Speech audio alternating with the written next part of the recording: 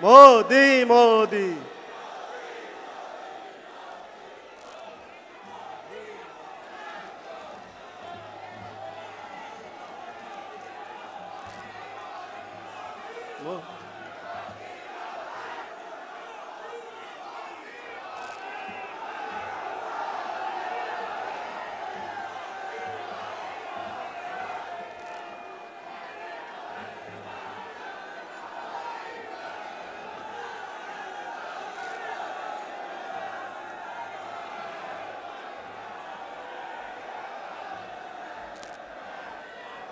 अब आप सब शांत हो जाएं।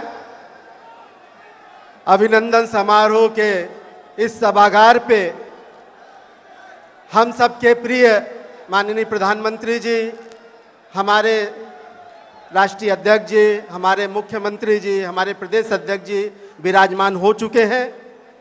अब मैं आह्वान करूंगा अंगवस्त्रम उधर से ले। माननीय मुख्यमंत्री जी अपने प्रधानमंत्री जी को अंगवस्त्रम प्रदान करके अभिनंदन करेंगे।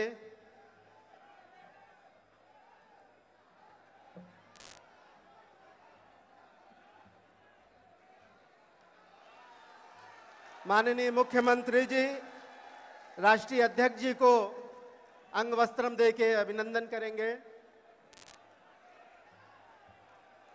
अब मैं प्रदीप जी और हंसराज जी से अनुरोध करूंगा कि पुष्पहार लेके जल्द आएं।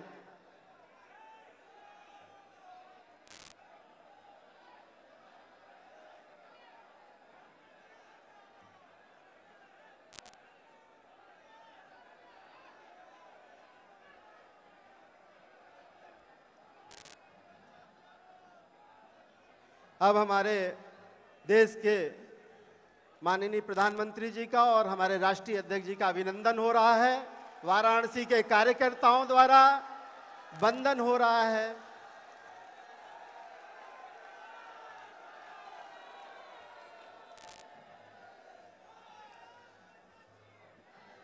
मित्रों, कार्यकर्तापन के भाव जिनके सानिध्य में हम सबको प्राप्त होता है, कार्यकर्ताओं के साथ चट्टान की तरह जो हर समय खड़े रहते हैं, ऐसे लोकप्रिय सांसद प्रदेश अध्यक्ष आदरणीय महेंद्र नाथ पांडे जी को स्वागत उद्बोधन के लिए आमंत्रित करता हूं।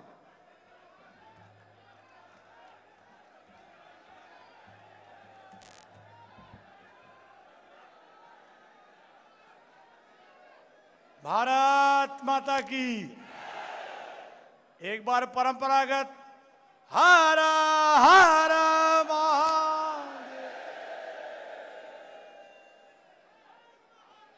मंच पर आदरणीय युग पुरुष श्री मोदी जी, माननीय राष्ट्रीय अध्यक्ष श्री शाह जी, माननीय योगी आदित्यनाथ जी तथा समक्ष उपस्थित सभी माननीय प्रदेश क्षेत्र पदाधिकारीगण, जनप्रतिनिधिगण तथा वाराणसी के सभी कार्यकर्ता भाइयों बहनों, आज मैं स्वागत उद्बोधन के लिए मैं निवेदन करने उपस्थित हुआ हूं। अपने मुख्यमंत्री काल के प्रथम 13 वर्ष जो क्रम गुजरात में आज भी जारी है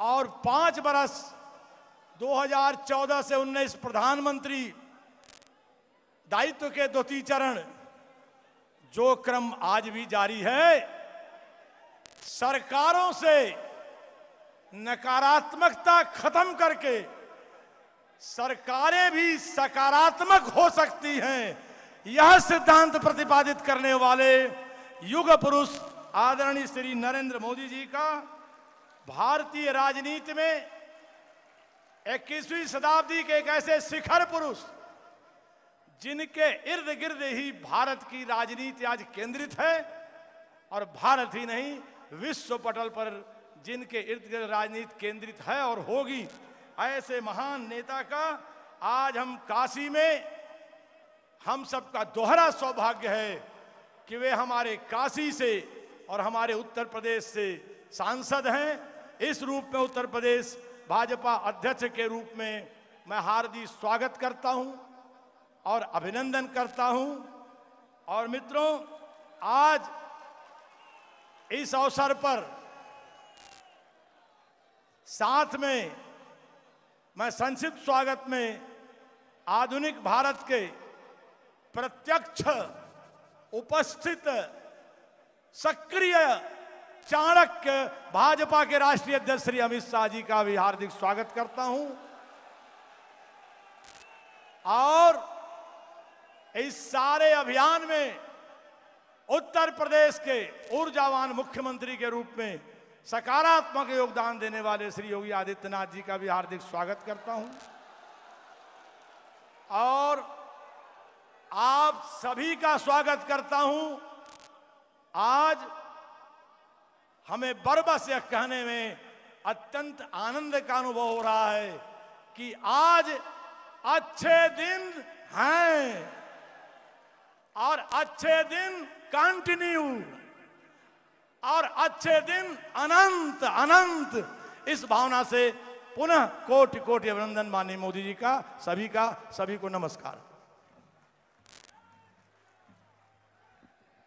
धन्यवाद माननीय प्रदेश अध्यक्ष जी। मैं मित्रों, सहृदय कर्मठ विकास पुरुष, भारतीय संस्कृति और मूल्यों के वाहक, जिनके नेतृत्व में आज प्रदेश मात्र 2 वर्षों में बीमारू राज्यों के श्रेणी को छोड़कर विकास के पथ पर चल बढ़ा है, ऐसे माननीय मुख्यमंत्री जी को मैं उद्बोधन के लिए आमंत्रित करता हूं।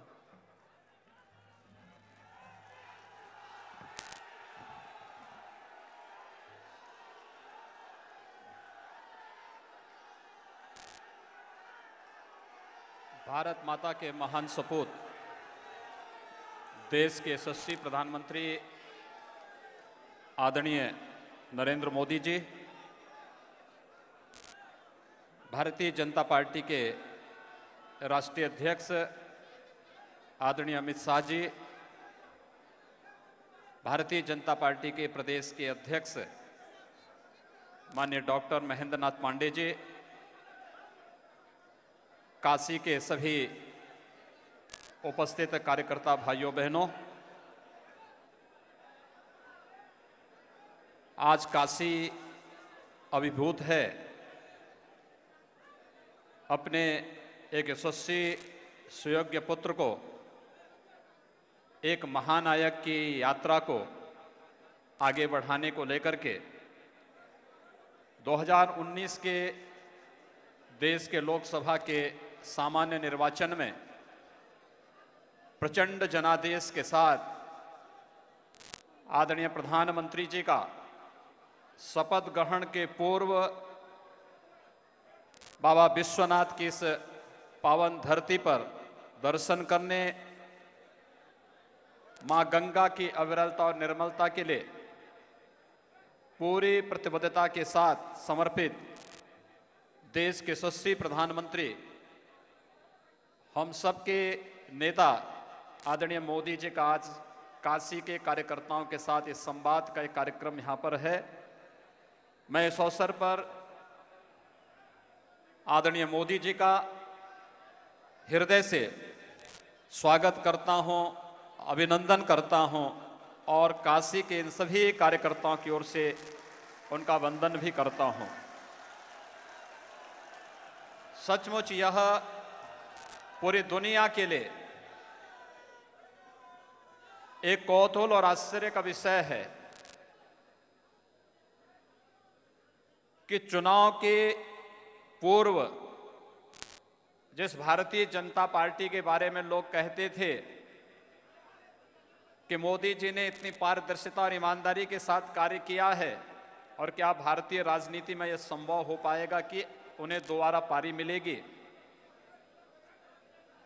गठबंधन और महागठबंधन बना करके उन्हें रोकने की जितनी कवायतें थीं, बिना रुके, बिना डिगे, बिना झुके भारत माता को अपना सर्वस्व मानते हुए जिन्होंने देश के कोटि कोटि कार्यकर्ताओं को निरंतर इन चुनौतियों को अवसरों में बदलने की प्रेरणा प्रदान की और आज पिछले सभी रिकॉर्ड को तोड़ते हुए विगत 5 दशकों की प्रचंडतम बहुमत के साथ भारतीय जनता पार्टी, जिनके नेतृत्व में आज पुनः देश के अंदर एक नई पारी खेलने के लिए सामने आई है, ऐसे आदरणीय प्रधानमंत्री जी का उन्हीं की काशी में आप सबकी ओर से मैं हृदय से स्वागत और अभिनंदन करता हूं। भाइयों बहनों, इस जीत ने एक बार फिर साबित किया है कि मोदी हैं तो मुमकिन है। और सचमुच दुनिया के अंदर सभी राजनीतिक पंडित अपने अपने अनुसार इस जीत की विवेचना कर रहे हैं। जो विजन इस देश के वैश्विक मानचित्र पर सम्मान देने का हो, आंतरिक और बाह्य सुरक्षा के मोर्चे पर भारत को पूरी सुदृढ़ता के साथ आगे बढ़ाने का हो, या देश के अंदर इंफ्रास्ट्रक्चर विकास के मामले में एक नई गति देने, या फिर इस देश का गरीब भी बिना भेदभाव के, बिना जाति, बिना मत, बिना मजहब, बिना क्षेत्र, बिना भाषा के शासन की हर योजना का हकदार बन सकता हो। आजादी के बाद पहली बार उन योजनाओं को जिस प्रतिबद्धता के साथ इस देश के अंदर लागू करने का प्रयास हुआ, आज उसका परिणाम आदरणीय प्रधानमंत्री जी के नेतृत्व में पूरे देश में परिणाम के रूप में, जनादेश के रूप में भारतीय जनता पार्टी के पक्ष में हमने देखा है। हम लोगों ने लोगों के मुंह से सुना है, देखा है।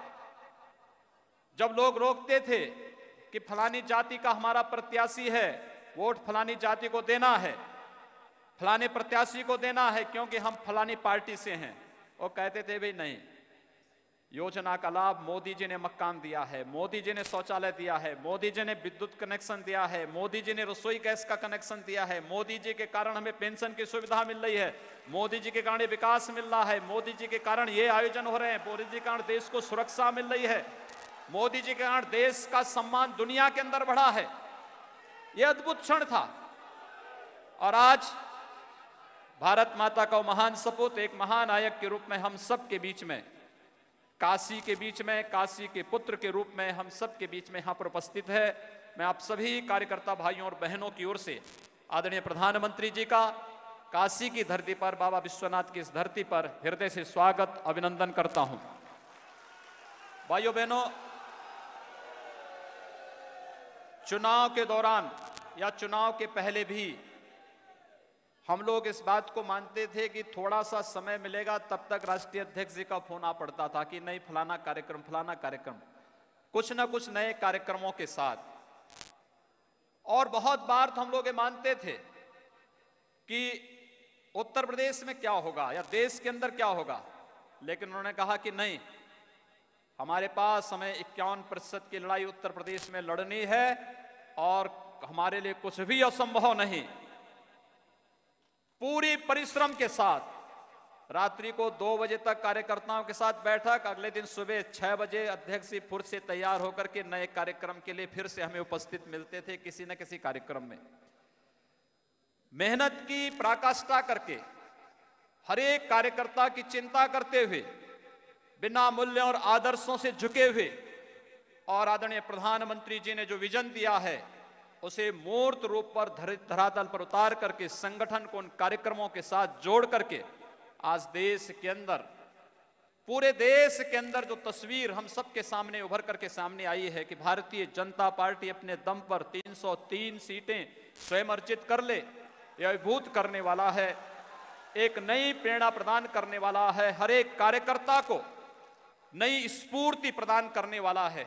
मैं इस अवसर पर पूरे चुनाव में संगठन की पूरी रणनीति के साथ युद्ध स्तर पर 24 घंटे हम कार्य करके हर एक कार्यकर्ता को मैदान में एक सेनापति के रूप में तैयार कर सकें, इस दिशा से आदरणीय राष्ट्रीय अध्यक्ष जी ने जिस रणनीति के साथ सभी कार्यकर्ताओं को इस पूरे अभियान के साथ जोड़ने में सफलता प्राप्त की, आज राष्ट्रीय अध्यक्ष जी का, आदरणीय राष्ट्रीय अध्यक्ष जी का यहाँ पर हमें सानिध्य प्राप्त हो रहा है।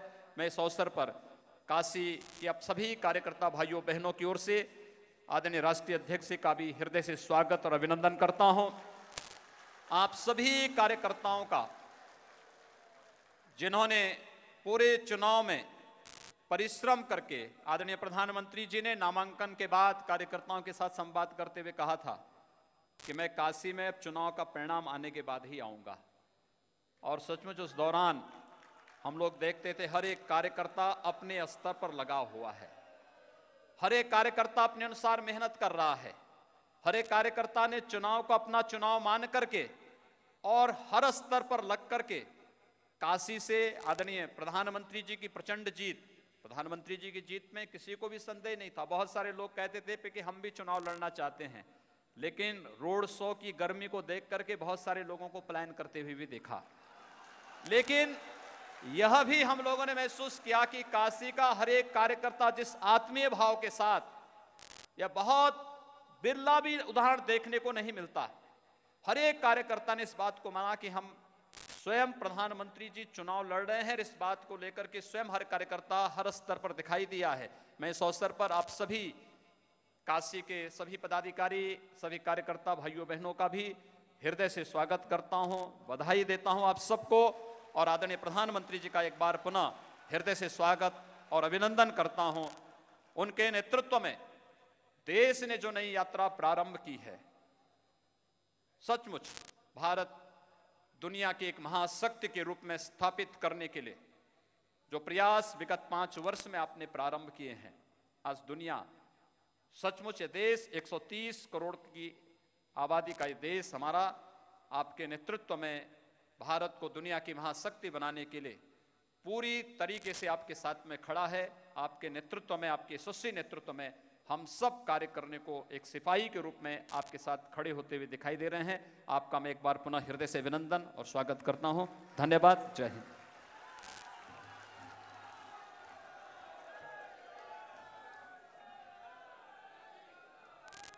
धन्यवाद आदरणीय मुख्यमंत्री जी। मित्रों, एक वो चाणक्य थे जिन्होंने चंद्रगुप्त मौर्य के साथ खड़े होकर भारत को एक गौरवशाली और शक्तिशाली राज्य बनाया।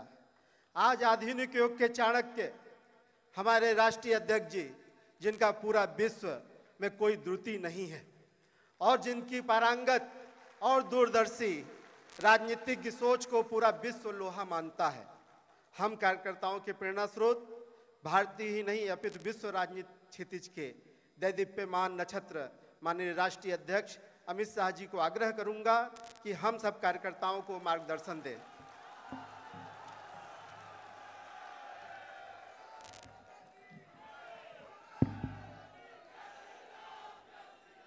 मंच पर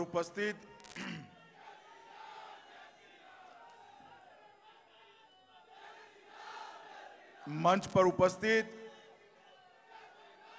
काशी के सांसद और भारत के पदनामित प्रधानमंत्री श्रद्धेय नरेंद्र मोदी जी, उत्तर प्रदेश के यशस्वी और कर्मठ और सफल मुख्यमंत्री श्रीमान योगी आदित्यनाथ जी, जिनके नेतृत्व में उत्तर प्रदेश में इतना बड़ा विजय प्राप्त हुआ है, ऐसे हमारे प्रदेश अध्यक्ष डॉक्टर महेंद्रनाथ पांडेय जी और आज इस सभागार के अंदर आए हुए काशी लोकसभा क्षेत्र के सभी कार्यकर्ता भाइयों बहनों और वरिष्ठ नगरजनों। आज वैसे तो मैं आज काशी में भारतीय जनता पार्टी की ओर से काशी, उत्तर प्रदेश, उसके सभी मतदाता और सभी भारतीय जनता पार्टी के कार्यकर्ताओं को हाथ जोड़कर प्रणाम और धन्यवाद करने के लिए आया।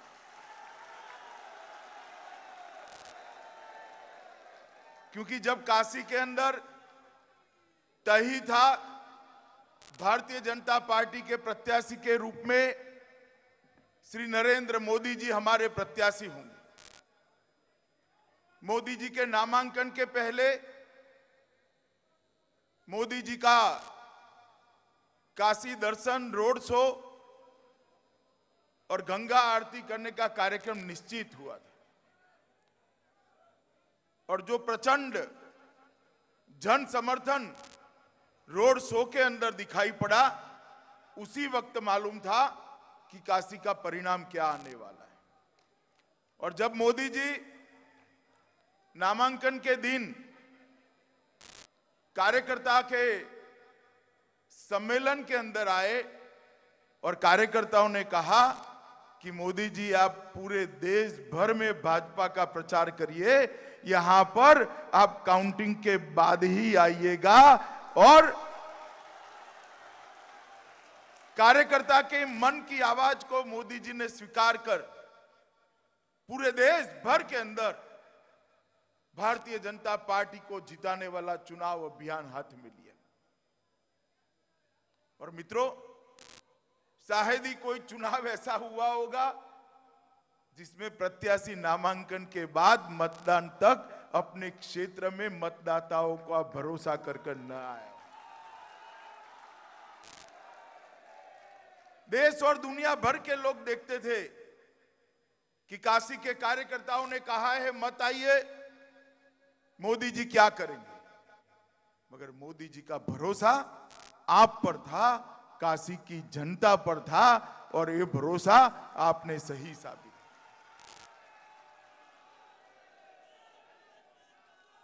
वैसे देश के चुनावी इतिहास में मोदी जी ने कई बार इस प्रकार के शुरुआत की है जो शायद कहीं पर भी नहीं हुई। आज मैं आपको बताना चाहता हूं, मोदी जी जब गुजरात के मुख्यमंत्री बने, देश के प्रथम मुख्यमंत्री थे जो पंचायत के प्रधान का भी चुनाव नहीं लड़ा था और राज्य का मुख्यमंत्री बनने का सौभाग्य उसको मिला। मगर संगठन ने जो दायित्व दिया, वो दायित्व को कितने अच्छे तरीके से निभाया जा सकता है। अनुभव न होने के बावजूद साथियों के अनुभव को परामर्श से किस प्रकार से शक्ति बनाया जा सकता है, उसका एक उत्कृष्ट उदाहरण गुजरात के मुख्यमंत्री के रूप में श्री नरेंद्र मोदी जी ने प्रस्तुत किया। मोदी जी जब शपथ लिए, ढेर सारे अखबारों ने लिखा था कि मोदी जी को शासन का अनुभव नहीं है। मोदी जी ने भी सरलता से कहा था कि मुझे शासन का अनुभव नहीं है, मगर मोदी जी जब 1 टर्म, 2 टर्म, 3 टर्म, 4 टर्म तक चुनकर आए, सारे विश्व ने स्वीकारा कि भारत का सबसे सफल मुख्यमंत्री श्री नरेंद्र मोदी। और मित्रों, आप सभी एक रूप में बहुत भाग्यशाली हो कि मोदी जी जैसा जनप्रतिनिधि काशी के कार्यकर्ताओं को प्राप्त हुआ है। मैं ये बात इसलिए नहीं कह रहा कि मोदी जी पहले प्रधानमंत्री थे, 30 तारीख को फिर से प्रधानमंत्री बनने वाले, इसलिए नहीं कह रहा। मैं जनप्रतिनिधि शब्द पर मेरा मतलब है कि जनप्रतिनिधि के रूप में मोदी जी को प्राप्त करना ये सौभाग्य है। मोदी जी जब विधायक थे तब मणिनगर कॉन्स्टिट्यूएंसी से पहली बार विधायक बने, बाद में मुख्यमंत्री बने और जब उन्होंने विधायक पद छोड़ा तब मणिनगर कॉन्स्टिट्यूएंसी देश की सबसे विकसित असेंबली कॉन्स्टिट्यूएंसी बनी। कई सारी ऐसी चीजें मणिनगर कॉन्स्टिट्यूएंसी में आज भी आप देख सकते हो जो देश भर में, शायद विश्व भर में कहीं पर भी न हो। मोदी जी जब 2 स्थानों से चुनाव लड़े थे, बरोड़ा और काशी, चयन करने का समय आया, मोदी जी ने तनिक मात्र भी देर करे बगैर कहा कि मैं काशी का सांसद रहना पसंद करूंगा। और मित्रों, हम सब जानते हैं कि प्रधानमंत्री की व्यस्तता क्या होती है, और वो भी नरेंद्र मोदी जैसे प्रधानमंत्री जो चुनौतियां का सामना करने में विश्वास करता हो, काम न दिखाई पड़ना हो तो काम ढूंढने में विश्वास करता हो, और काम और चुनौतियों को सांगोपांग रूप से पार कर कर यशस्वी तरीके से देश को आगे बढ़ाने में विश्वास करता हो। इतनी व्यस्तता के बावजूद भी आंख बंद कर कर आप देखिए 2014 का काशी और आज का काशी, कितना बड़ा अंतर काशी के इसमें आया है। और काशी अन्य क्षेत्रों जैसा काशी नहीं है। कोई और मत क्षेत्र होता तो बहुत सरल होता है। काशी ये विश्व की सबसे पुरातन नगरी है। पूरे विश्व का आध्यात्मिक मार्गदर्शन करने की क्षमता रखने वाली ये नगरी है। यहाँ के संस्कार, यहाँ की परंपराएं, यहाँ की आध्यात्मिक और ज्ञान की ऊंचाई, ये सारी चीजों को संभालना, संजोना, आगे बढ़ाना और उसके साथ आधुनिक काशी का विकास का काम करना, मित्रों, ये बहुत बड़ी चैलेंज है। आज मैं देख रहा हूं कि अभी एक 5 साल का ही टर्म हुआ है, दूसरा एक टर्म आपने मोदी जी को दे दिया है। 5 साल के अंदर गंगा के घाटों को देखिए, एयरपोर्ट से काशी आने के रोड को देखिए, रास्ते पर लगे हुए जो बिजली के तार थे उसको जमीन में डालने की बात देखिए, स्वच्छता की बात देखिए, गटर योजना की बात देखिए, बीच में जो बिजली के पोल भी है वो काशी के संस्कार के अनुरूप है। इतना डिटेल प्लानिंग के साथ काशी का विकास करने का काम नरेंद्र मोदी जी ने किया है। कई बार व्यस्तता में से थोड़ा भी समय मिलने के बाद ढेर सारे नए प्रोजेक्ट बाबा विश्वनाथ को अपनी मंडली के साथ देश के सामने पहली बार लाने का काम नरेंद्र मोदी जी के विजन के कारण। आज तक बाबा विश्वनाथ के दर्शन अकेले होते थे, मगर बाबा विश्वनाथ अकेले नहीं थे। ढेर सारे मंदिरों में उनका एक पूरा दरबार होता था। ये दरबार आज विश्व के सामने लाने का काम आपके प्रतिनिधि और हमारे नेता नरेंद्र मोदी जी ने किया है। मित्रों, नरेंद्र मोदी जी ने काशी के विकास के लिए जो मुहिम प्लानिंग किया है उसका एक ही झलक अभी आपने देखा है। एक दूसरे 5 टर्म दिए हैं। मुझे पूरा भरोसा है कि आध्यात्मिक संस्कार और शिक्षा के क्षेत्र में तो काशी विश्व में जाना ही जाता था, मगर विकास की दृष्टि से भी काशी विश्व की अद्भुत विकासशील नगरी बनेगा, इसको मुझे विश्वास है। मित्रों, जहां तक उत्तर प्रदेश का सवाल है, 2014 में मोदी जी के नेतृत्व में हम चुनाव लड़े। उत्तर प्रदेश में 80 से 73 सीटें प्रधानमंत्री जी की झोली में डालने का काम उत्तर प्रदेश की जनता ने किया।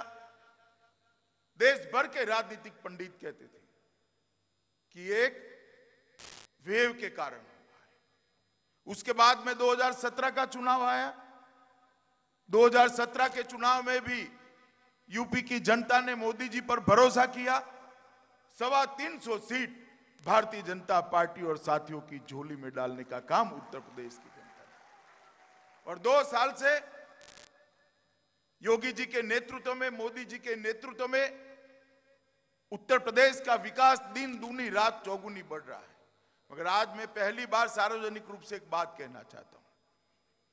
योगी जी के सारे विकास के कामों को आप उठाकर देख लीजिए और भारतीय जनता पार्टी का चुनाव संकल्प पत्र उठाकर देख लीजिए। योगी सरकार भारतीय जनता पार्टी के चुनाव संकल्प पत्र के रोड मैप पर चल रही है। चाहे मेडिकल कॉलेज बनाने हो, चाहे वन डिस्ट्रिक्ट वन उत्पाद का बात हो। और मैं आज आपको बताना चाहता हूं, जब हम घोषणा पत्र बना रहे थे, मोदी जी ने उत्तर प्रदेश के विकास का बीज वहीं पर घोषणा पत्र के अंदर बोने का काम किया था। छोटी सी छोटी चीज को, छोटी से छोटी चीज को घोषणा पत्र की उन्होंने उत्तर प्रदेश की जरूरियातों के हिसाब से अंदर रखने का काम किया था। और मित्रों, आज 2 साल के अंदर जो उत्तर प्रदेश, कभी कहते थे उत्तर प्रदेश के अंदर विकास के आधार पर चुनाव नहीं जीते जा सकते हैं, यहाँ जात पात के आधार पर चुनाव चलते हैं, परिवारवादी पार्टियों के आधार पर चुनाव जीते जा सकते हैं, पार्टियों की जात के आधार पर चुनाव जीते जा सकते हैं। वो उत्तर प्रदेश 2 ही साल के अंदर मोदी जी के विकास के नक्शे पर चल पड़ा और आज उत्तर प्रदेश के अंदर से विकास एकमात्र चुनाव जीतने का रास्ता बना है। जब यहां पर गठबंधन किया, पूरे देश भर के पत्रकार, देश भर के चुनावी पंडित आकलन लगाते थे कि मोदी सरकार का पूर्ण बहुमत नहीं आएगा तो यूपी के गठबंधन के कारण नहीं आएगा। और मित्रों, मैं आपको बताना चाहता हूं कि उत्तर प्रदेश के गठबंधन के बाद जब पार्टी ने आह्वान किया कि हम 50% की चुनाव की तैयारी करें, गठबंधन जिसका भी हो, ये 2-3 इकट्ठा हुए, चौथा भी आ जाए तो आ जाए, एक बार 50% की राजनीति करनी है, ये जब आह्वान किया तब मोदी जी के विकास के नक्शे के भरोसे पर ही किया था। और दूसरा भरोसा था उत्तर प्रदेश और काशी के कार्यकर्ताओं का और जनता का। मैं आज इस कार्यक्रम के माध्यम से काशी के सभी कार्यकर्ता, उत्तर प्रदेश में फैले हुए करोड़ों कार्यकर्ता और उत्तर प्रदेश की जनता और काशी की जनता को भी हाथ जोड़कर प्रणाम करना चाहता हूं कि हमारे 50% के लक्ष्य को आपने समाप्त किया। और मित्रों, इस चुनाव के अंदर भारतीय जनता पार्टी मोदी जी के नेतृत्व के अंदर 50% मत प्राप्त कर फिर से एक बार उत्तर प्रदेश भारतीय जनता पार्टी का गढ़ है, वो सिद्ध करने में सफल हुई। और मैं मानता हूं कि मोदी जी का जो विजन है, मोदी जी का जो रास्ता है,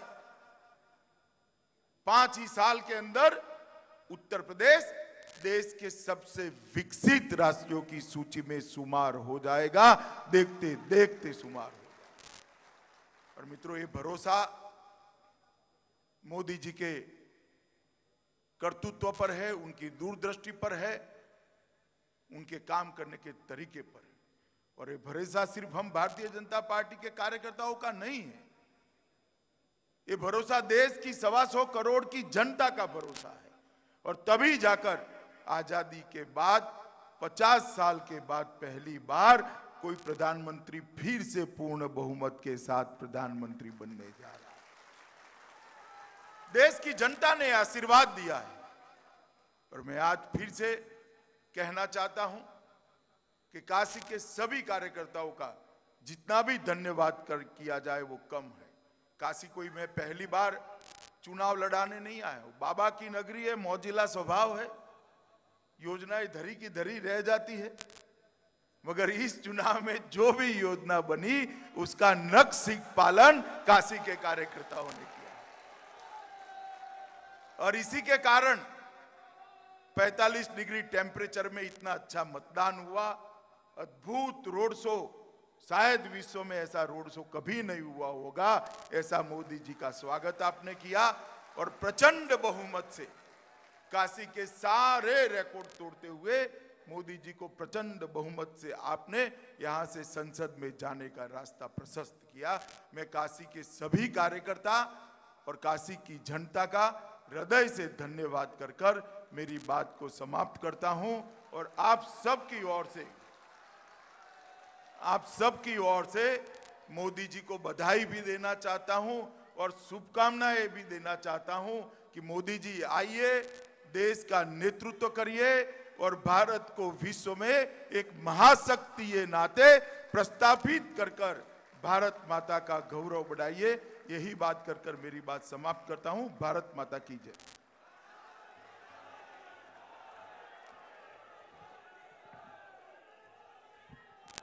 बहुत ही आभार अपने राष्ट्रीय अध्यक्ष जी का।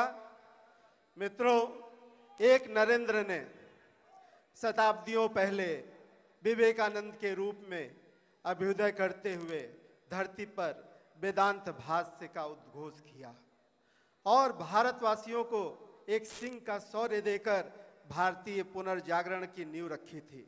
आज पुनः एक नरेंद्र हमारे श्रद्धेय प्रधानमंत्री जी के रूप में राष्ट्रीयता, राष्ट्रवादिता और शौर्य का पुनर्जागरण कर रहे हैं, जिनके नेतृत्व में आज भारत का विश्व गुरु बनना निश्चित हो गया है। मां भारती के सपूत, युग दृष्टा, हम सबके अभिभावक, विश्व के सर्वाधिक लोकप्रिय नेता हमारे आदरणीय प्रधानमंत्री नरेंद्र मोदी जी से हम सब कार्यकर्ताओं को मार्गदर्शन मिलेगा। हम उनसे आग्रह करते हैं कि हम सबका मार्गदर्शन करें।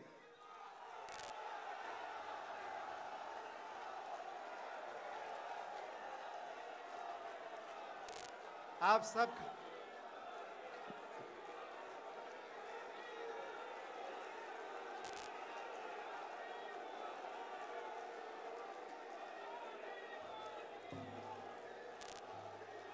हर हर महादेव।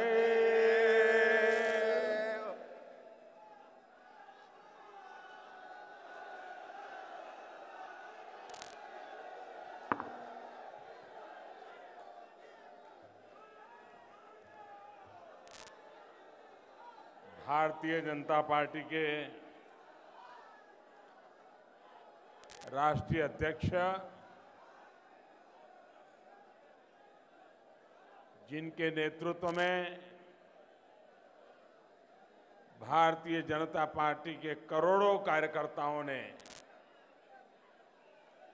जी जान से इस चुनाव अभियान को चलाया, वैसे भाई श्री अमित भाई शाह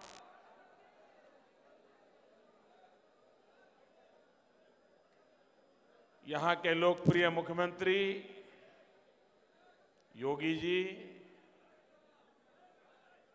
प्रदेश के अध्यक्ष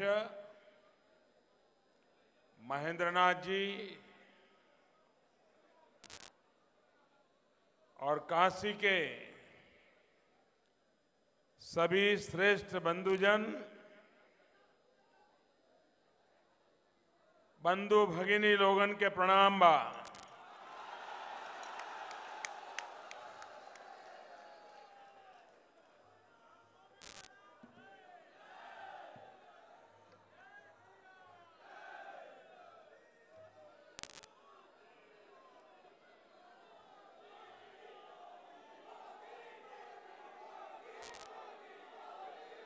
मैं भी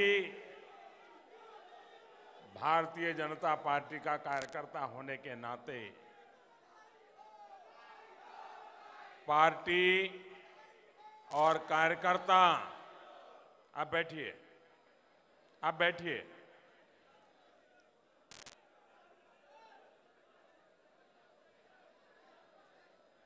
पार्टी और कार्यकर्ता जो आदेश करते हैं उसका पालन करने का मैं भरसक प्रयास करता हूं। एक मास पूर्व जब 25 तारीख को मैं यहां था, जिस आन बान शान के साथ काशी ने एक विश्व रूप दिखाया था, और वो सिर्फ काशी को प्रभावित करने वाला नहीं था, सिर्फ उत्तर प्रदेश को प्रभावित करने वाला नहीं था, उसने पूरे हिंदुस्तान को प्रभावित किया था।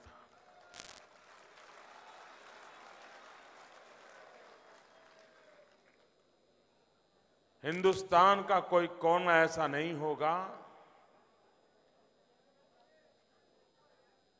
जो काशी के गलियों में, काशी के मार्ग पर काशी का मिजाज जिस प्रकार से प्रकट हो रहा था, उसे जब देश के हर कोने में मतदाता देख रहा था, कोई कार्यकर्ता ऐसे जो कागज लेके आए उनसे कलेक्ट कर लीजिए, भाई किसी को काम दे दीजिए, कलेक्ट कर लीजिए, बाद में मुझे पहुंचा दीजिए। कुछ लोगों के हाथ में कुछ कागज है, मुझे पहुंचा दीजिए। हाँ,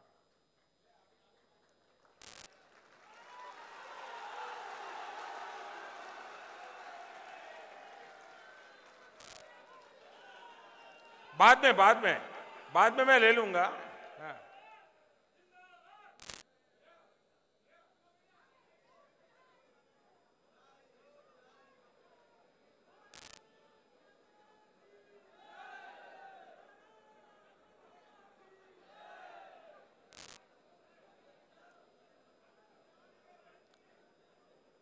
आपको संतोष हो गया?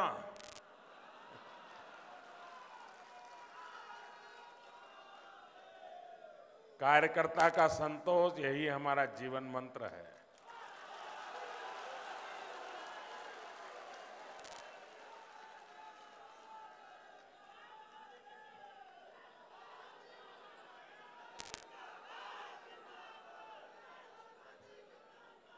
और जब 25 शाम को और 26 में यहां के प्रबुद्धजनों से, कार्यकर्ताओं से मुझे बातचीत करने का अवसर मिला था और आप सबने मुझे आदेश दिया था कि 1 महीने तक आप काशी में प्रवेश नहीं कर सकते हैं।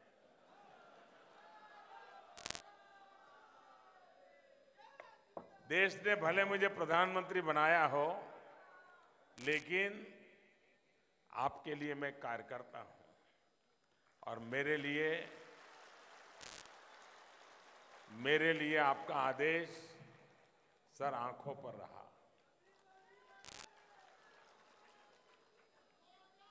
18-19 जब पोलिंग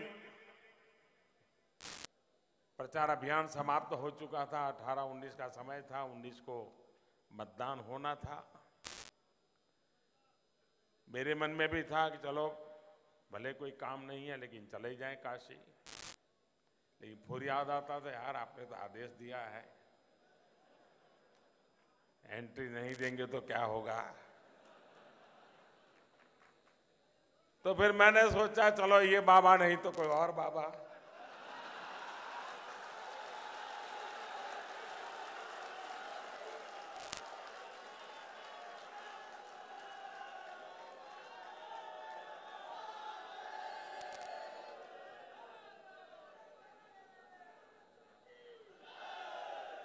शायद ही कोई उम्मीदवार चुनाव में और चुनाव के नतीजों के समय इतना निश्चिंत होता है जितना कि मैं था। और इन निश्चिंतता का कारण मोदी नहीं था, निश्चिंतता का कारण आप सबका परिश्रम था, काशी वासियों का विश्वास था। जब नतीजा आए तब भी निश्चित था, मतदान हो रहा था तब भी निश्चिंत था, और इसलिए बड़े मौज के साथ केदारनाथ में बाबा के चरणों में जाके बैठ चुका था।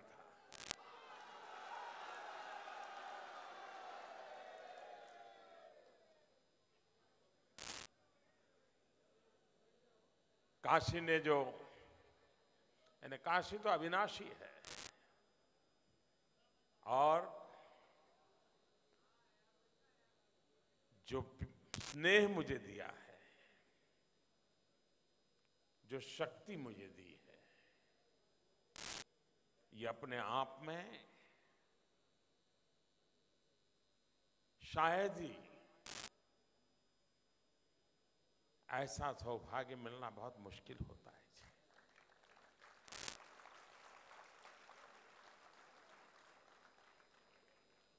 आप में से कई लोग हैं, कितने कार्यक्रम किए, मुझे जानकारी मिलती थी कि क्या क्या कार्यक्रम चल रहे हैं, कितने प्रकार से यहां एक प्रकार से चुनाव को लोकोत्सव बढ़ा दिया गया है।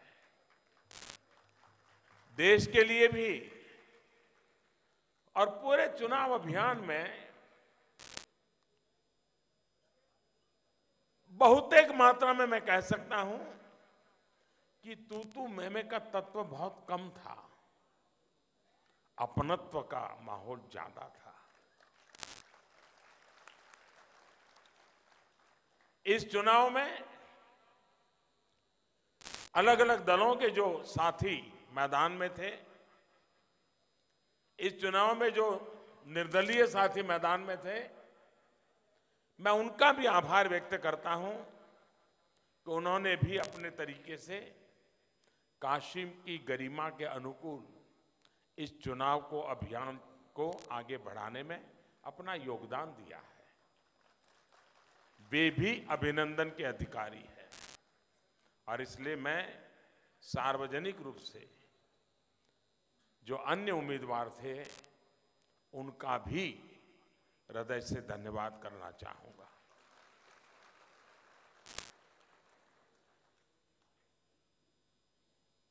चुनाव में प्रशासन को बहुत कठिनाइयां रहती हैं, बहुत परिश्रम रहता है। देश भर का मीडिया वर्ल्ड भी यहां आता था तो स्थानीय मीडिया के लोगों से ही भरोसे वो चलते थे। एक प्रकार के उनको भी काशी का रिपोर्टिंग करना और देश भर से आए हुए मीडिया को संभालना ये अपने आप कर रहे थे। मैं इस मीडिया जगत के सभी साथियों का भी हृदय से बहुत बहुत अभिनंदन करना चाहता हूं।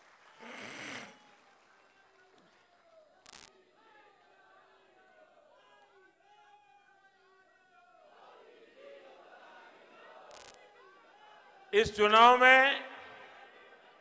चुनाव में जब कार्यकर्ताओं के साथ मेरा मिलना हुआ था तो उस दिन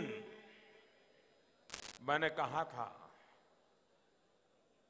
कि यहां पर शायद नामांकन तो एक नरेंद्र मोदी का हुआ होगा, लेकिन ये चुनाव हर घर का नरेंद्र मोदी लड़ेगा, हर गली का नरेंद्र मोदी लड़ेगा। और आपने एक प्रकार से अपने भीतर की शक्तियां एक प्रकार से नरेंद्र मोदी के रूप में ही आपने इसको अपने अंदर समाहित कर दिया और आप सब नरेंद्र मोदी बन गए।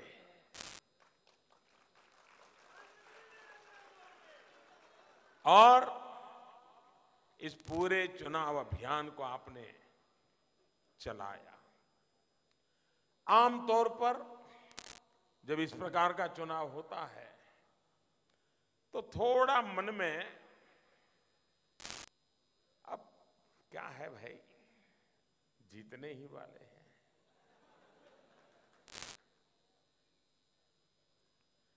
लेकिन मैं काशी के संगठन से जुड़े हुए लोगों का, काशी के हर छोटे मोटे कार्यकर्ता का और काशी के हर समर्थक का इस बात के लिए आभार व्यक्त करता हूं कि उन्होंने इस चुनाव को जय और पराजय के तराजू से नहीं तोला।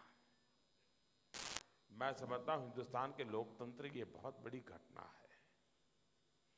जय और पराजय के तराजू से नहीं तोला, उन्होंने चुनाव को एक लोक शिक्षा का पर्व माना, लोक संपर्क का पर्व माना, लोक संग्रह का पर्व माना, लोक समर्पण का पर्व माना और कोई कमी न रह जाए, किसी मतदाता को ये न लगे कि कोई मेरे पास तो आया नहीं था, किसी ने तो मुझे कहा नहीं था। मोदी हमें पसंद है, लेकिन भाई क्या बात है, इतना बड़ा अवसर है, आपने मुझे याद भी नहीं किया। हर घर गए, हर मतदाता को मिले, 40-45 डिग्री टेम्परेचर में गए और गर्मा गर्मी नहीं थी। चुनाव के माहौल को गर्म करना भी एक अपने आप में कसौटी होती है ताकि मतदाताओं का उत्साह बढ़े।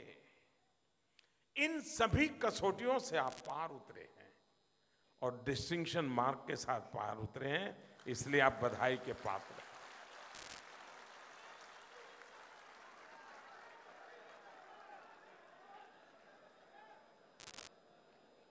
सारे देश में और सोशल मीडिया में यहां की बेटियों ने जो स्कूटी निकाली इसकी बड़ी चर्चा है। और उसने एक मैसेजिंग किया कि स्कूटी पर बैठ करके हमारी बेटियों ने पूरे कांची को अपने सर पे ले लिया था।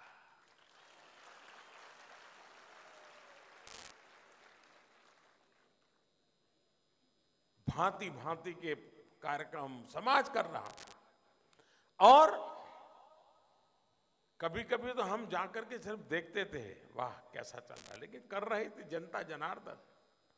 जनता जनार्दन का उत्साह था।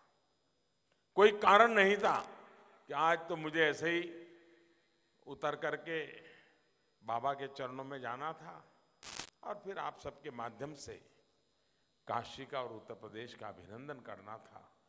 लेकिन उसके बावजूद भी जिस प्रकार से पूरे रास्ते भर लोग अपने आशीर्वाद दे रहे थे, यह भी अपने आप में एक अनोखा अनुभव था। और इसलिए मैं आप सबका हृदय से अभिनंदन करता हूं। आज मैं भले काशी से बोल रहा हूं, लेकिन पूरा उत्तर प्रदेश अनेक अनेक अभिनंदन का अधिकारी है। आज उत्तर प्रदेश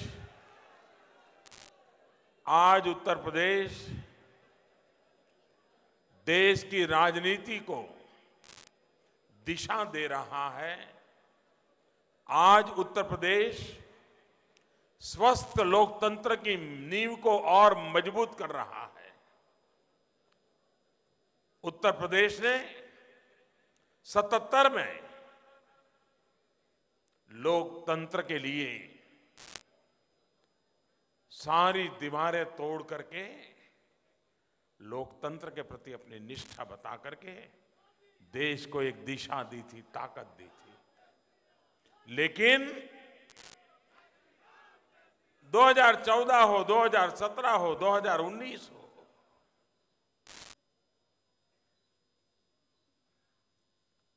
ये हैट्रिक छोटी नहीं है जी। ये तत्कालीन किए गए निर्णय नहीं है।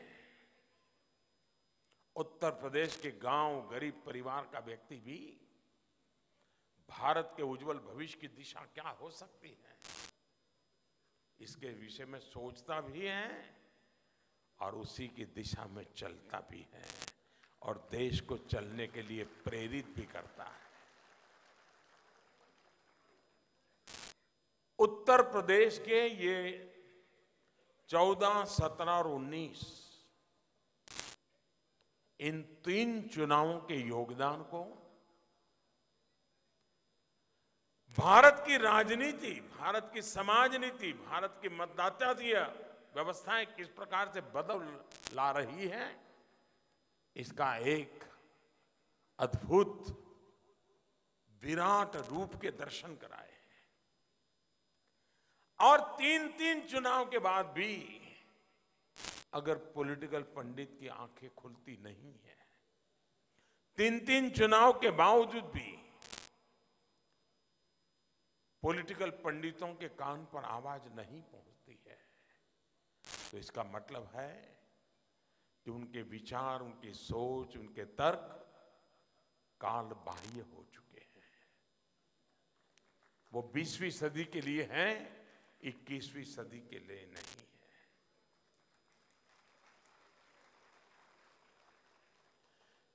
पचास पेज का जिनका बायोडेटा बनता होगा, प्रोफाइल बनता होगा, इतनी डिग्रियां होगी, इतने पेपर लिखे होंगे, न जाने क्या क्या कुछ हुआ होगा, लेकिन उनकी तुलना में जमीन से जुड़ा हुआ एक गरीब आदमी, उसकी समझ शक्ति कहीं गना ऊंची होती है, बहुत दीर्घदृष्टि है। और हम उसी के प्रति श्रद्धा रखते हुए,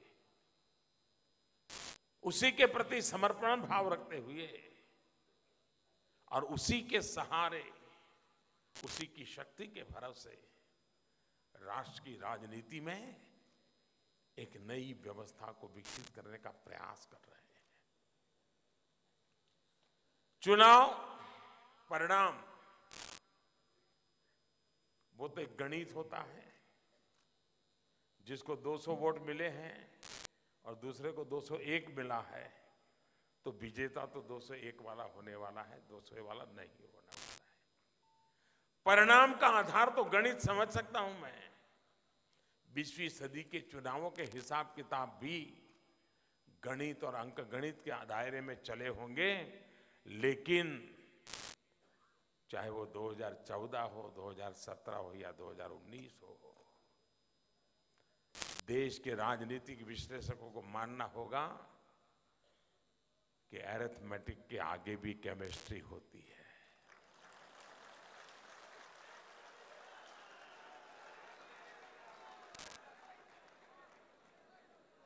गुणा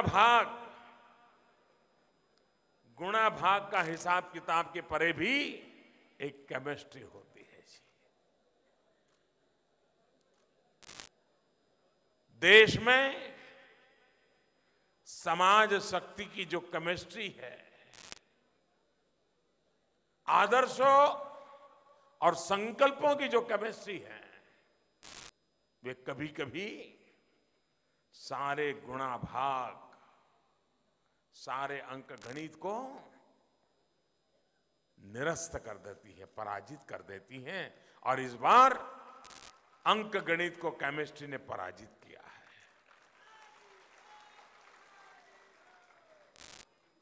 और इस अर्थ में ये चुनाव अपने आप में देश और दुनिया को, पॉलिटिकल पंडितों को, कुछ लोगों की घिसी पीटी कैसेट है और वही दायरे में फिट कर करके एक परसेप्शन बनाने की कोशिश करते रहते हैं। और ये माना गया है कि politics is about the perception, ये माना गया है। लेकिन और हम वो लोग हैं जो हम जैसे हैं वैसे दुनिया हमें देख न ले, इसलिए 90% से अधिक ताकतें जो पिछले 50, 60, 70 साल में एस्टैब्लिश हो चुकी हैं, वे दो काम करती रहती हैं। किसी भी हालत में हमारे विषय में सही परसेप्शन न बने, किसी भी हालत में न बने, इसके लिए जो भी झूठ का सहारा लेना पड़े। और दूसरा, एक है जैसे परसेप्शन सही न पहुंचे, तो दूसरा है हो सके उतने कुतर्क करके परसेप्शन को बर्बाद किया जाए, बिगाड़ा जाए, एक ऐसा भयानक परसेप्शन बना दिया जाए कि लोग पास खड़े रहने से डर जाएं। ये 70 साल तक चला है। पंडितों की ये थियरी होगी कि पॉलिटिक्स अबाउट द परसेप्शन, लेकिन उन पंडितों को दोबारा सोचना पड़ेगा कि दो चीजें ऐसी होती हैं जो परसेप्शन को तबाह करने की लाख कोशिश करने वालों को भी, गंदा और बुरा परसेप्शन क्रिएट करने की कोशिश करने वालों के लिए भी उसको परास्त करके आगे बढ़ने की ताकत होती है। और वो दो चीजें, एक है पारदर्शिता और दूसरा है परिश्रम। पारदर्शिता प्लस परिश्रम, लोग कितनी ही अपनी ताकत लगा ले परसेप्शन बनाने की, उसको परास्त करने का सामर्थ्य रखती हैं। और आज हिंदुस्तान ने उसको स्वीकार किया है, उसने करके दिखाया है जी। और इसलिए हमारे लिए भी पारदर्शिता और परिश्रम का कोई अल्टरनेट नहीं है। क्योंकि हमें एस्टैब्लिश इस प्रकार की नेगेटिविटी के बीच पॉजिटिविटी को लेकर के जाना है और निरंतर जाना है, अविरत जाना है, क्योंकि देश उसी से आगे बढ़ने वाला है और उसको हमने किया है। साथियों, हम लोगों को लगता है सफलता सरकार और संगठन इन दोनों के बीच में तालमेल, परफेक्ट सिनर्जी, ये बहुत बड़ी ताकत रखती है। आप देखते होंगे कि भारतीय जनता पार्टी ने सफलतापूर्वक इसको साकार किया है। राज्यों में इतनी सरकारें हो, केंद्र में सरकार हो, लेकिन पार्टी और संगठन, सरकार और संगठन दोनों के बीच में सिनर्जी। सरकार नीति बनाती है, नीति पर चलती है, संगठन रणनीति बनाता है।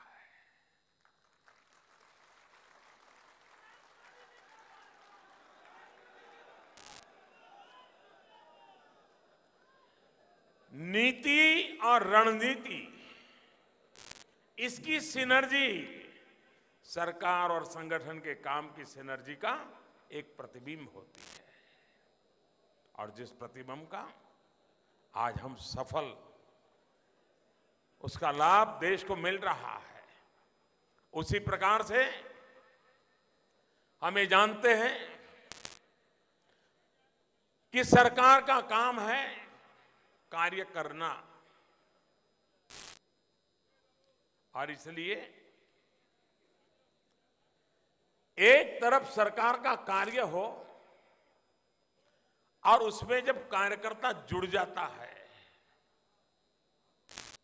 कार्य प्लस कार्यकर्ता, वो एक ऐसी ताकत है जो करिश्मा करती है। ये जो करिश्मा दिख रहा है वो कार्य का भी है और कार्य के साथ कार्यकर्ता का भी है। दोनों में से एक होने से होना नहीं है करिश्मा। और इसलिए work and worker creates the wonder.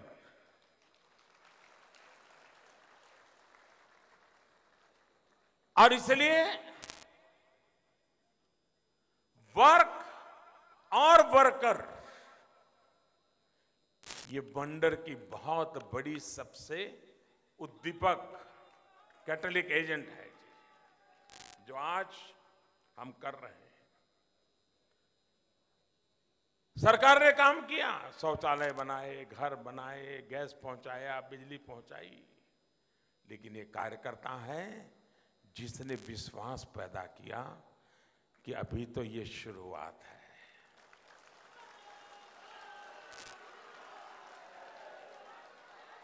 जिसे नहीं मिला है उसे मिलने वाला है और जिसे मिला है वो उपकार नहीं, उसके हक का मिला है। ये जो वर्क एंड वर्कर वाला जो सिनर्जी है, जो वंडर करता है, वो आज हर बात में हम देख पाते हैं। और इसलिए मैं समझता हूं कि भारतीय जनता पार्टी एक प्रकार से दो संकटों से हम गुजरे हैं और लगातार हमें झेलना पड़ता है। जैसे दो शक्ति है, नीति और रीति, जैसे दो शक्ति हैं, नीति और रणनीति, जैसे दो शक्ति हैं, पारदर्शिता और परिश्रम, जैसे दो शक्ति हैं, वर्क एंड वर्कर, वैसे ही दो संकट भी हमने झेले हैं। और वो दो संकट है, चाहे केरल लीजिए या कश्मीर ले लीजिए, चाहे बंगाल ले लीजिए या त्रिपुरा ले लीजिए, ये चीजें अखबारों में नहीं छपती हैं, मीडिया में नहीं दिखती हैं। कुछ लोगों की सिलेक्टिव संवेदनशीलता, सिलेक्टिव मानवतावाद इन सत्य को नकारता है, लेकिन हमारे सैकड़ों कार्यकर्ताओं ने शहादत मोल ली है, उनकी हत्याएं हुई हैं, उनको सिर्फ राजनीतिक विचारधारा के कारण मौत के घाट उतार दिया गया है। जब त्रिपुरा में चुनाव चल रहा था, फांसी पे लटका दिए जाते थे हमारे कार्यकर्ताओं को। बंगाल में आज भी हत्याओं का दौर बंद रुक नहीं रहा है। कश्मीर में हमारे लोगों ने जान की बाजी लगाई है, केरल में हमें मौत के घाट उतार दिया जाता है। शायद हिंदुस्तान में कोई एक राजनीतिक दल इतनी व्यापक प्रकार से हिंसा का शिकार हुआ है और उसके मूल में एक जो नैरेटिव, हेट्रेड का नैरेटिव लगातार बनाया गया है, उसी का परिणाम है कि हिंसा को एक प्रकार से मान्यता दी गई है। यह हमारे सामने बहुत बड़ा संकट है। दूसरा हमारे सामने संकट है, बाबा साहब आंबेडकर, महात्मा गांधी जैसे महापुरुषों ने सार्वजनिक जीवन में छुआछूत को, समाज जीवन में छुआछूत को, सामाजिक व्यवस्था में छुआछूत को खत्म करने के लिए अपनी जिंदगी खपा दी। लेकिन दुर्भाग्य से हमारे देश में राजनीतिक छुआछूत दिनों दिन बढ़ती चली जा रही है। भारतीय जनता पार्टी के कार्यकर्ताओं की लगातार हिंसा होना, मार देना, उनकी हत्याएं होना, और दूसरी तरफ भाजपा का नाम लेते ही अनटचेबिलिटी, छुओ मत, अड़ो मत, ये तो बड़े खतरनाक है। हम इतने सालों से सत्ता पे आए हैं, हम विभाजनकारी मनोवृत्ति के नहीं हैं। जो लोग अपने आप को एकता का ठेकेदार बनाते हैं, उन्होंने सिर्फ आंध्र का विभाजन किया, आज भी वहां पर शांति का माहौल नहीं बन पाया है, तेलंगाना और आंध्र। और हम वो लोग हैं जो एकता के मंत्र को लेकर के चलते हैं। हम उत्तर प्रदेश में से उत्तराखंड बना दे, दिलों में आग नहीं लगने देते हैं। हम बिहार में से झारखंड बना दे, दिलों को चोट नहीं पहुंचाते हैं। हम मध्य प्रदेश में से छत्तीसगढ़ बना दे, प्यार में कोई कमी नहीं आने देते, क्योंकि सबका साथ सबका विकास ये मंत्र हमारी रगों में है, हमारी जहन में है।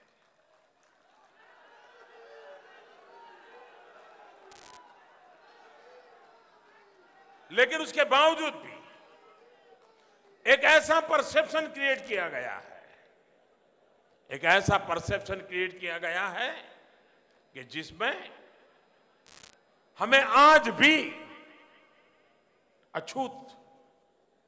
मैं गुजरात का मुख्यमंत्री था और गुजरात के टूरिज्म प्रमोशन के लिए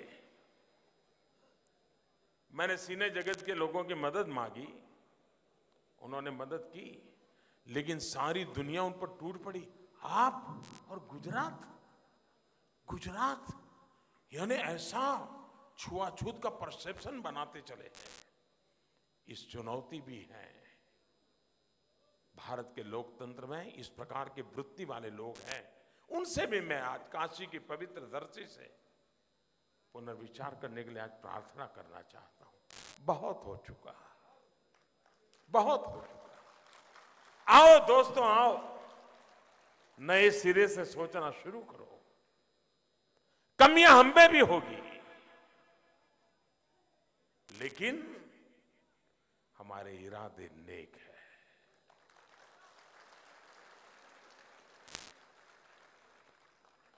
और दोस्तों, लोकतंत्र कोई कुछ भी कह दे, आज हिंदुस्तान के राजनीतिक तख्त पर, राजनीतिक कैनवास पर ईमानदारी से रग रग में लोकतंत्र को लेकर के जीने वाला कोई दल है तो भारतीय जनता पार्टी है। हम शासन में आते हैं तब भी हम सबसे ज्यादा लोकतंत्र की परवाह करने वाले लोग होते हैं। कभी कभी तो और लोग जब सत्ता में आते हैं तो विपक्ष का नामो निशान नहीं होता है। हमें जब सत्ता मिलती है तो विपक्ष का अस्तित्व शुरू होता है, क्योंकि लोकतंत्र ही हमारा स्पिरिट है। आप त्रिपुरा देख लीजिए। मैं देश के ये पॉलिटिकल पंडितों से कहना चाहूंगा और चुनौती देकर के कहना चाहता हूं, कोई मुझे बताए त्रिपुरा के अंदर 30 साल तक कम्युनिस्टों की सरकार रही, क्या वहां कोई विपक्ष था? क्या वहां विपक्ष की कोई आवाज थी? क्या वहां विपक्ष को कभी सुना गया था? क्या दिल्ली के मीडिया में विपक्ष की कभी चर्चा हुई थी? कुचल जा चुका था। आज त्रिपुरा में हम सत्ता में आए, अभी तो 2 साल मुश्किल से होने जा रहे हैं। आज वहां जानदार शानदार विपक्ष मौजूद है और उसकी आवाज सुनी जाती है। ये लोकतंत्र स्पिरिट है, उसकी आवाज को तवज्जो दी जाती है। और देश चलाने के लिए ये अपने आप में बहुत बड़ी बात होती है और जिम्मेवारी भी होती है, वो कोई उपकार नहीं है। और मैं मानता हूं, जो हमारे पूर्व राष्ट्रपति बार बार कहते थे, पार्लियामेंट का उपयोग चर्चा के लिए होना चाहिए। चर्चा में आप भरपूर विरोध कीजिए ना, लेकिन जब चर्चा के लिए मुद्दे नहीं होते हैं, तर्क नहीं होते हैं, एक्सपोज होने का डर लगता है, तो हो हल्ला करके के संसद को न चलने देना ये सरल मार्ग बन जाता है। हम विपक्ष की ताकत को स्वीकार कर करके विपक्ष की ताकत को तवज्जो देने वाले, लोकतंत्र में विश्वास रखने वाले लोग हैं। और जहां जहां हमें मौका मिला है वहां पर विपक्ष की आवाज, संख्या भले कम होती हो, जनता का अविश्वास के कारण उनकी संख्या कम हो जाती है। वो उनकी जिम्मेवारी है जनता का विश्वास जीते, लेकिन संविधान हमें जिम्मेवारी देता है कि एक भी क्यों न हो उसकी आवाज का महत्व होगा। ये हमारी जहन में है। दोस्तों, एक और बात है, हमारे देश के लोकतंत्र को वोट बैंक की राजनीति ने कुचल दिया है।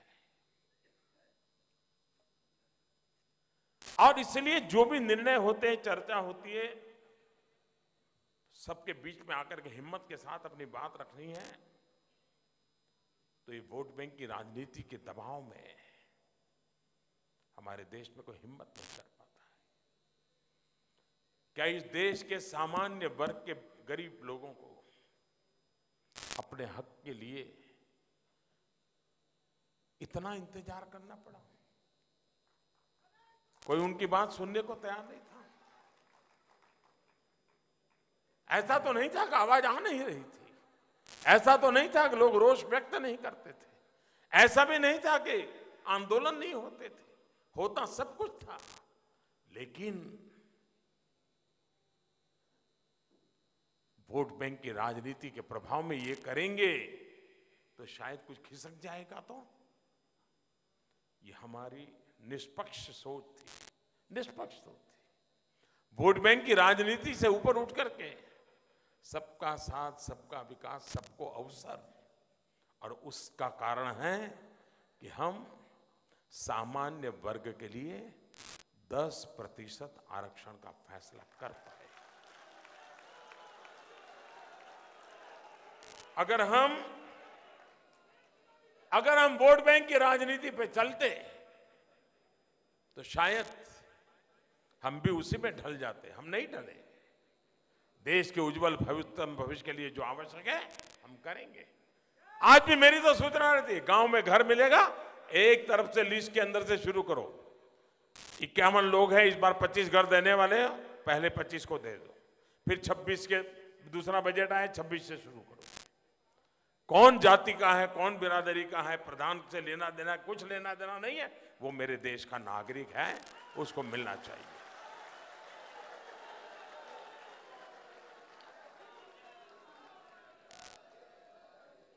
मैं जानता हूं इन चीजों से मिलने वाले को कभी लगता नहीं है, वो वैसे ही मानता है ये तो नियम में मेरा नाम आया है, उसमें भाजपा वालों ने क्या किया, मोदी ने क्या किया। ये नेगेटिविटी हो सकती है, नुकसान हो सकता है, लेकिन इस नुकसान को झेल करके भी हमें देश में व्यवस्थाओं को सुचारू रूप विकसित करने की हिम्मत हमने दिखाई है। साथियों, हम वो लोग हैं जो भारत की महान विरासत को लेकर के गौरव के साथ आगे बढ़ना चाहते हैं। जो कालबाह्य है उसको छोड़ने वाले हम लोग हैं, लेकिन जो सदियों से खरा उतरा है, ऋषियों ने, मुनियों ने, आचार्यों ने, भगवंतों ने, मजदूर ने, किसान ने, कामगार ने, शिक्षक ने, वैज्ञानिक ने हजारों साल से देश की परंपरा को विकसित किया है। औरों को शर्म आती हो आने दो, मुझे इसका गर्व होता है। जिनको शर्म आती है वो उनका प्रॉब्लम है। हमें लगता है कि हमारे महापुरुषों ने दुनिया को बहुत कुछ दिया है और जिसकी विरासत भारत के पास है, और इसलिए हम दो बातों को लेकर के चलने का प्रयास करते हैं। एक, इस महान विरासत को, और दूसरा, आधुनिक विजन को। हमें कल्चर को भी बरकरार रखना है और हमें करंट सिचुएशन को भी एड्रेस करना है। योग हो, आयुर्वेद हो, रामायण सर्किट हो, बुद्धिस्ट सर्किट हो, भारत की महान विरासत है। अयोध्या में दिवाली मनाना इतने साल तक किसने रोका था भाई?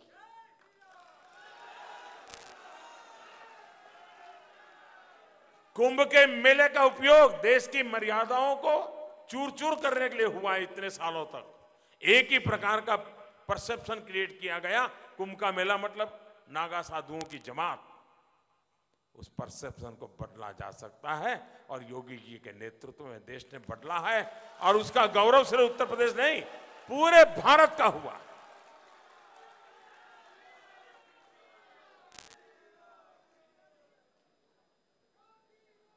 छब्बीस जनवरी को जब विजय चौक के अंदर परेड होती है और हमारे विजय पथ पर टैब्लो जाते हैं, पहली बार एशिया के अंदर भगवान राम को किस किस रूप में देखा जाता है, उसका प्रगटीकरण 26 जनवरी पर राज प्रदेश ने देखा।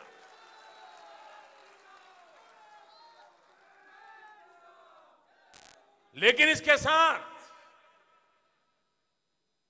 हम वो लोग हैं जो अटल टिंकरिंग लैब भी बनाते हैं, ताकि मेरी जो नई पीढ़ी है, 8वीं 10वीं कक्षा का बच्चा है, जो अटल टिंकरिंग लैब से इनोवेशन पे सोचे, नए अनुसंधान पे सोचे, वैज्ञानिक दृष्टिकोण से सोचे और भारत को 21वीं सदी में वैज्ञानिक अधिष्ठान पर ले जाए, इसके लिए भी हम उतनी ही ताकत लगाते हैं। और इसलिए हम कल्चर का जितना महत्व देते हैं, हम 21वीं सदी के विजन को भी उतना ही प्रगड़ता के पूर्वक आगे बढ़ाने के पक्ष में है।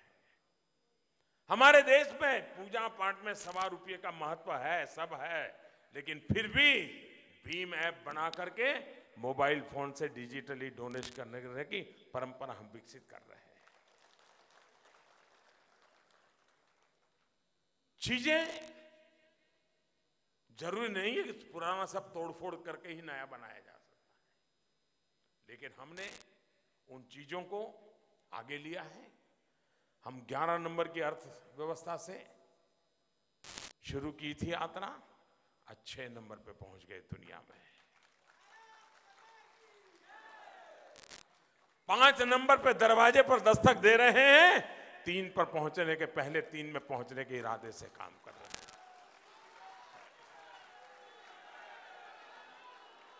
आज मेरा देश का नौजवान स्टार्टअप को लेकर के विश्व में ताकत के रूप में उभर सकता है, तो स्टार्टअप को बल देकर के देश के नौजवान की ताकत से विश्व को अचंभित करने की दिशा में हम आगे बढ़ना चाहते हैं। और इसलिए हम उन चीजों को आगे बढ़ाने के लिए प्रयास कर रहे हैं। जो लोग परसेप्शन बनाते हैं, उन्होंने हमेशा ये बनाया, और जिस उनके लिए वो शायद एक एकेडमिक डिस्कशन होगा, लेकिन इस प्रकार की सोच से देश में दरारें पड़ती हैं। उनको पता भी नहीं होता है कि उनकी ये सोच किस प्रकार से देश में दरार पैदा कर देती है।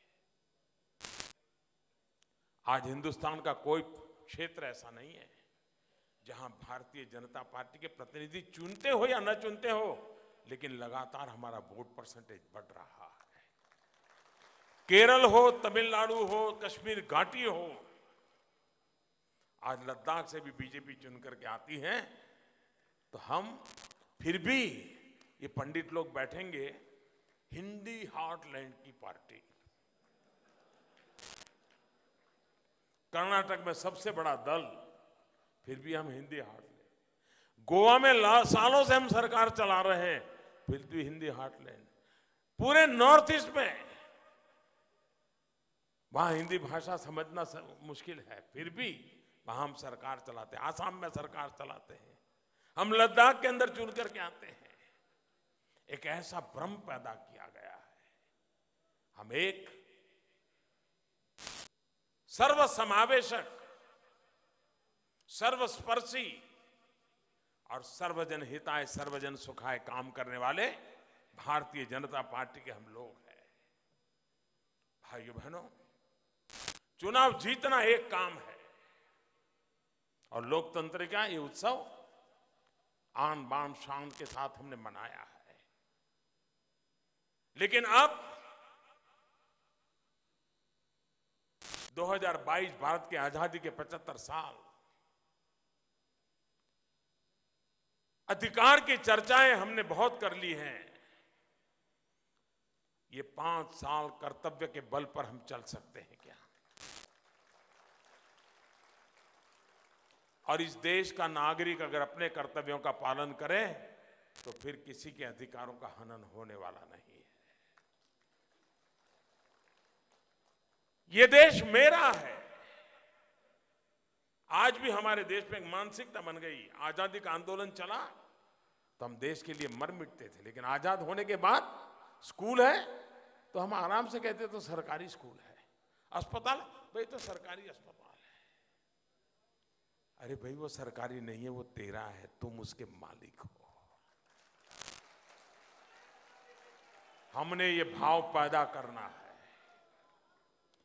जो भी सरकारी है वो भारत के हर नागरिक की मालिकी का है, और उसको बढ़ाना, उसकी ताकत देना, उसकी रक्षा करना एक नागरिक के नाते हमारा कर्तव्य है। ये तो सरकारी स्कूल है भाई, छोड़ो, वहां तो कौन जाएगा। ये सरकारी अस्पताल है, पता नहीं कौन जाएगा। जी नहीं, हम ही मिलकर के सरकारी है वो हमारा है। हम इसको ताकत कैसे दें? अपना स्कूटर तो हम इतना बढ़िया दिन में 4 बार साफ करते हैं, 20 साल पुराना हो, कलर उखड़ गया हो, फिर भी बराबर घिस करके चमक चमक करके निकलते हैं। लेकिन सरकारी बस में बैठे और बगल में सीट खाली हो, बातों करने वाला हो न, और नींद आती नहीं हो, तो क्या करते हैं? सीट पे उंगली डालते हैं।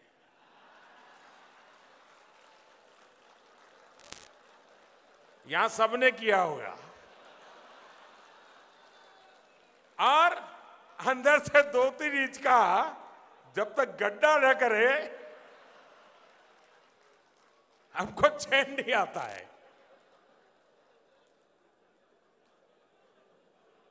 भारत माता की जय बोले और फिर बनारसी पान खा करके,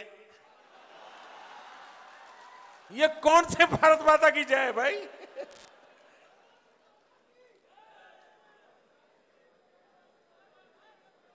उसी मां को गंदा करें जिस मां का जयकारा करने के लिए हम संकट झेलते हैं।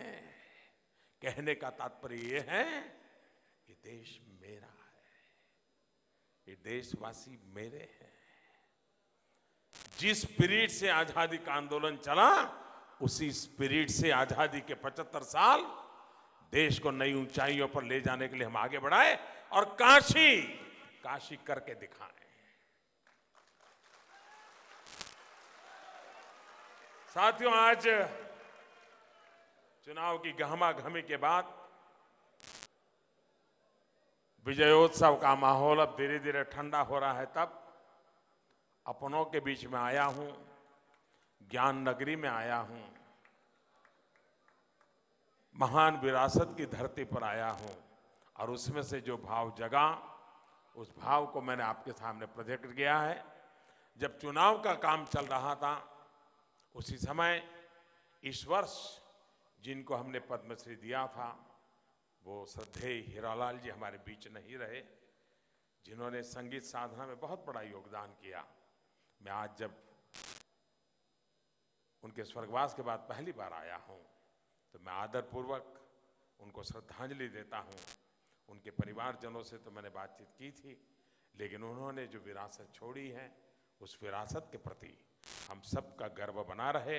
मैं फिर एक बार आपके पुरुषार्थ के लिए, आपके परिश्रम के लिए, आपके समर्पण के लिए, जी जान से जो मेहनत आपने की है, आप सबको हाथ जोड़ करके नमन करते हुए मैं हृदय से धन्यवाद करता हूं। आप सबका बहुत बहुत धन्यवाद, बहुत बहुत धन्यवाद। सभी काशी के मतदाताओं का धन्यवाद, पूरे उत्तर प्रदेश का धन्यवाद, बहुत बहुत धन्यवाद।